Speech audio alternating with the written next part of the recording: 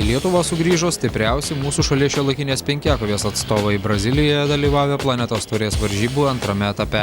Kaip jau skelbėme, Rio de Žaneire Lietuvos atstovė Gintarė Vinčkauskaitė užėmė 24 vietą, 22 metų Lina Batulevičiūtė 33, o 28 metų pasaulio čempionato bronzos medalio laimėtoja Laura Sadauskaitė, kurios sąskaitoje 2632 taškai, liko paskutinė 35. Iš tikrųjų, specialiai šitiems startams nesiruošiau, tai tiesiog buvo toksai kaip pasitikrinimas jėgų ir Amerikoje galbūt visai neblogai pasirodžiau, ketvirta ir gal didesnis dėmesys buvo atkreiptas į fizinės rungtis ir iš tikrųjų galiu pasakyti, kad rezultatai pas mane ir pagerėjo, galbūt šiek tiek dabar techninės rungtis prastesnės pasidarė, tai vat dabar šiek tiek galbūt į tai kreipsiu daugiau dėmesio ir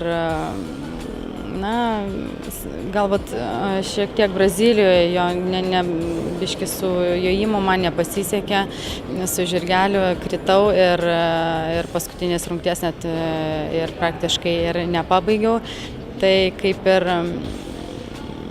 gal biški nuliūdino tas, bet iš tikrųjų fizinės rungtys labai man buvo aktualu. Pasidariau asmeninius rezultatus, rekordus savo ir manau, kad ateityje viskas bus gerai. Čia tiesiog buvo pasitikrinimai. O krose ir šaudime dėl ko nedalyvavau? Dėl to, kad iš tikrųjų nusprendžiau, kad nebuvo ten verta ir startuoti, nes buvo labai atsiplėšusios varžovės, kadangi aš kritau jojime ir labai daug taškų netekau. Ir paprasčiausiai pasidariau treniruotę ir viskas. Ten pat vykusiame vyrų finale 12 vietą su 5772 taškais tarp 36 dalyvių užėmė Justinas Kinderis, kuris buvo vienintelis į finalą iškopęs Lietuvos atstovas. Galėjo truputėlį geriau, bet taškų šiek tiek gavau ir viskas gerai. Kas nesisekė labiausiai? Kas nesisekė? Šaudimas galbūt antras. Norėjau taip jau bėgime truputėlį persistengiau ir turėjau bėdų ir manau tas nuovargis man jau pavargus sunkiau šaudyti būna.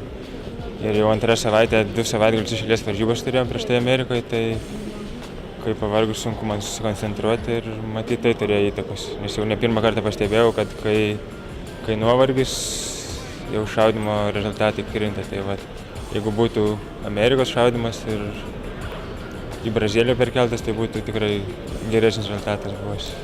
Bet manau, jeigu kas būtų pasakęs prieš šitą kelionę, ar tenkina tokie rezultatai, tai manau, kad būčiau sutikęs. Tai vat, nes pagrindė buvo tų taškų surinko daugiau olimpinės, o tai ir pavyko padaryti. Bene labiausiai nepasisekė Pekino olimpiados vicečempionui Edvinui Krungolcui, kuriam sutrukdė patirta trauma. Kaip žinote, sutrukdė traumos ir vienose varžybose visai nestartavau, kitose startavau, bet galima sakyti be bėgimo, tik pusfinalį, taip kad tokios nuotaikėlės ir nekokios. Kokia trauma būtent kamuoja? Koja, blauzdos raumuo, tikslios diagnozės, aš nežinau, daktarai turbūt irgi, bet blauzda kamuoja ir tas labai trukdo bėgti. Kokia dabar ateities vizija, kaip su ta blauzda, yra šansų kažkokių, kad pagerės artimiausiai? Tai bandysim staigiai kažką galvoti, kažką gydyti intensyviai ir galbūt drastiškai netgi, nes laiko nėra. Reikia ruoštis jau kitiem etapam, kurie yra labai svarbus. Paskui, žinoma, jie svarbus dėl to, kad reikia pakliūti į taurės finalą.